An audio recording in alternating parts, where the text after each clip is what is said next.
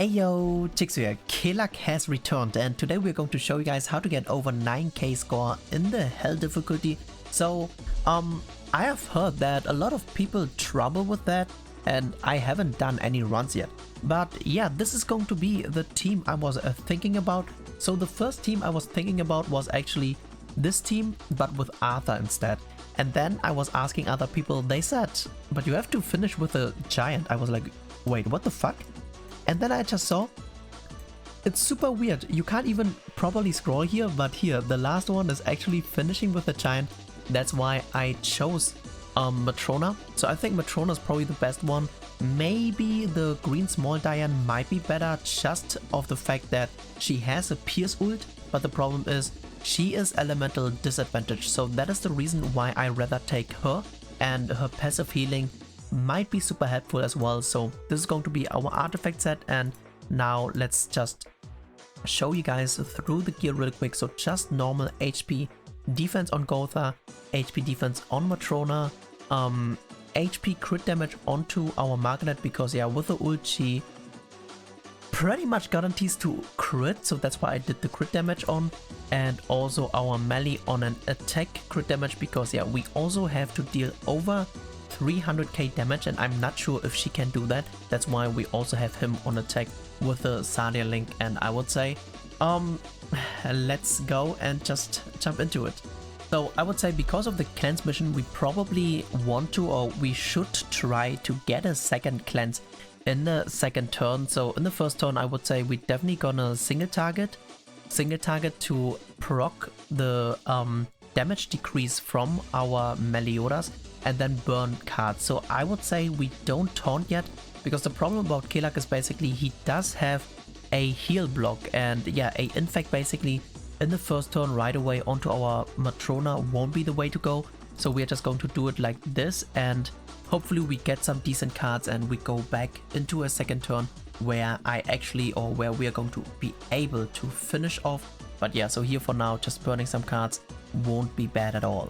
This looks kind of bad, not gonna lie. Unfortunately, we don't have two single targets. So I would say what we're going to do now is we try to deal as much damage as we can. So we're gonna single target to increase the damage of him, and I would say we just merge this for now and AoE here. So what we also want to try is basically we want to try to get rid of the damage marks or the HP marks of him ASAP. Because yeah, if he hits 25%, he loses one. So for every 25% HP loss, he loses his buffs, which means he's gonna hit less hard.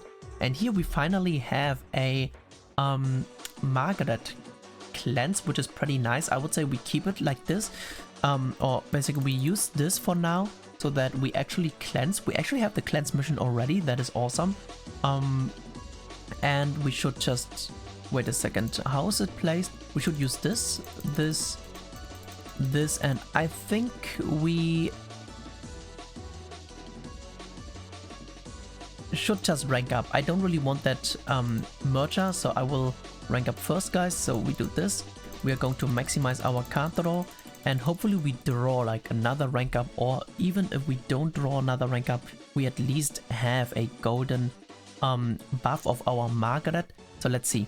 So when we want to move to transition, I think it would be the smartest if we are going to taunt with our Matrona, because if we are going to taunt with our Matrona, she takes a lot of damage, and oh my god, nice. And then she's gonna actually get her heal. Okay, we don't even need to taunt because she actually gets attacked. So we are just going to, this is pretty sweet that we actually got that. So we don't even need to taunt yet, but we should just rank up our, we should use this rank up here. We are going to do this so that she can actually heal, and we're going to move to transition now. So we're just going to use this ult, and we're going to burn this, and well, I don't even think we are going to move to transition. But yeah, let's see.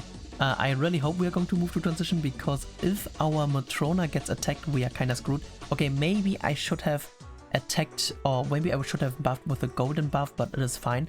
So what turn are we? Because we have to finish within 8 turns, and the melee cards, they are great. So hopefully Matrona doesn't get attacked so that she can actually heal up a lot.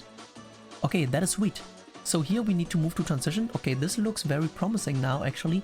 I think we can just rank up our melee. We can just buff up here.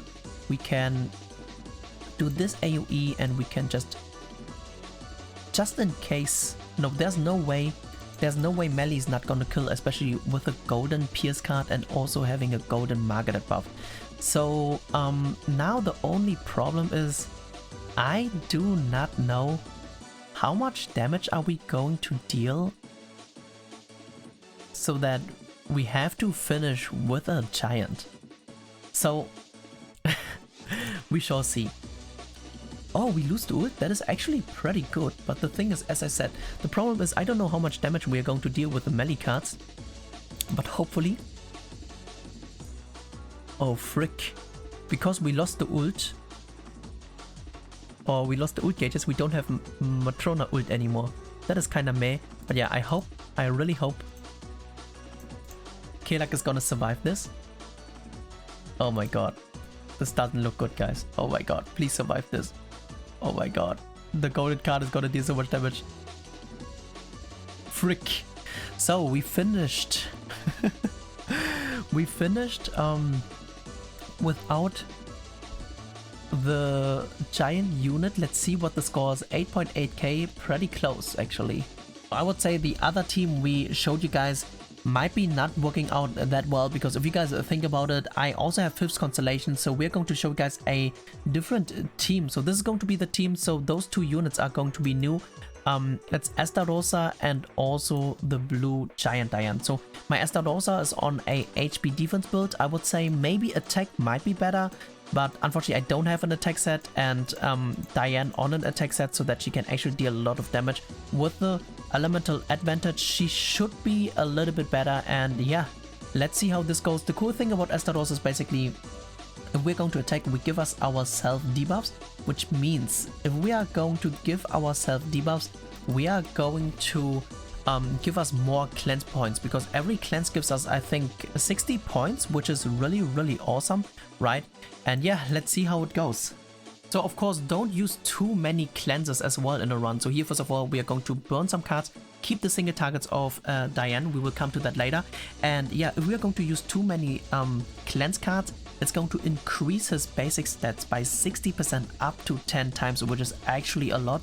But also for every debuff we're going to have, he gains 10% more basic stats. So basically a cleanse usually is more helpful because the stat increase he gains will be less, if you guys know what I mean. So here basically I was like using those cards, I was like, wait a second, I will not use any other card, so it will be smarter to just rank up our Gotha, and with the relic we're going to gain more stats, and then we're going to basically burn the same cards like we had, just that we have a little bit more stacks, which is going to be a little bit better.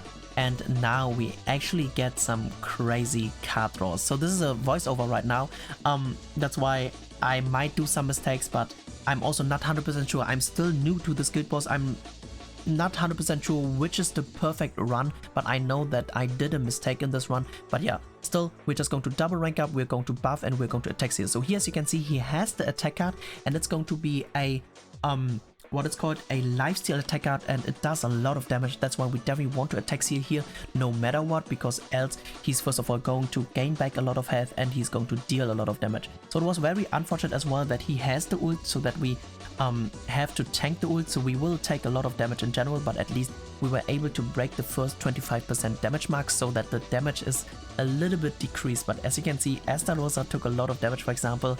Our Margaret the same, and she even has the heal block here. So here in turn 4, it would be the smartest to actually rush the ult of Estarossa, because Estarossa gives us a bonus turn to actually regen a little bit. So here we are going to misplay a bit, because we are going to rush the Margaret ult, because I was like, okay, with Margaret ult we can definitely move to transition, but it would have been way smarter if we are going to get the Estarossa ult to get a free turn, just a free turn to get more health and burning more cards, getting a better setup eventually. But yeah, it is what it is. So we basically gonna move to transition 1 turn early. So when you are going to move to transition, you want to use the buff, the golden buff of market it and then burn cards as you want. You can also use the golden stance already, so the golden stance and golden marketed buffs are going to be mandatory. And the reason why we're going to buff in this turn is, first of all, we are getting those cleanse points eventually, not always, because it really depends on here for example we get it because we still have them on depending on how many turns, oh damn, my English guys, it stays for. But also we don't want to use a cleanse in the next phase because he would gain 60% more increased stats, which means it's gonna be way harder to actually kill him, but now it is fine. And using a golden stance would have been also decent if we would have been able to kill without any issue, because it stays for 2 turns anyways. But yeah, using 2 ults obviously gives us a lot of points, and here we're going to stance because we don't have that. And unfortunately, because of the rank up, we can't merge to get the ult, but also never use the ult of Diane when you're going to move to transition, because he's going to dissolve us by 3 ult gauges, and we want to have the Diane ult back ASAP. And luckily we had those cards, so even if we would have had only 1 Diane card, we would have just moved 2 times and used it and used the stance. So here I was like, damn, afraid as fuck, because he takes so much damage. So maybe like an attack and lifesteal as that also might be better, or in general a HP lifesteal, but I just don't have that, so I don't have that. So here I was like thinking, okay, do I stay for 1 more turn because the lifesteal, the counter will deal a lot of damage, and I was of course also checking the cards, but I ended up in deciding, okay, fuck it, let's call it a day, we're going to finish here. So we're just going to deal some damage, so we're going to basically poke so that the ult of Diane will or should deal enough damage, because of course at that point I wasn't too sure how much damage the ult of Diane will do. But the thing is, she with her passive, she gains a lot of attack, and also she's going to have elemental advantage, and luckily we were able to kill, and we're going to get a 10.3k score, which is like really awesome. And yeah, this is definitely one of the hardest guild bosses I ever played on, especially on the hell difficulty. Even for me, it took a lot of tries, so don't think I did it in like 1 or 2 runs. I really hope it was helpful though. Thank you so much for tuning in, and peace out for now.